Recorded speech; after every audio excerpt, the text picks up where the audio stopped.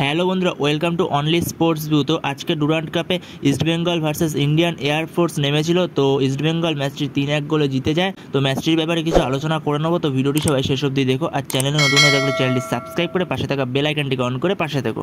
তো সবাই হয়তো ভেবেছিল ডিমিত্রি ডিয়ামেন্টাকোস স্টার্ট করবে, কিন্তু ডিমিত্রি ডিয়ামেন্টাকোসকে স্টার্ট না করিয়ে ডেভিডকে স্টার্ট করায়। তো প্রথম দিকে ইস্টবেঙ্গল ভালোই খেলছিল। তো ভালো খেলতে খেলতে ইন্ডিয়ান এয়ারফোর্স 18 মিনিট নাগাদ একটা গোল দিয়ে দেয় এবং ইন্ডিয়ান এয়ারফোর্স 1 গোলে এগিয়ে যায়। তো তারপর ডেভিড প্রচুর চান্স পেয়েছিল, কিন্তু চান্সগুলো কনভার্ট করতে পারছিল না।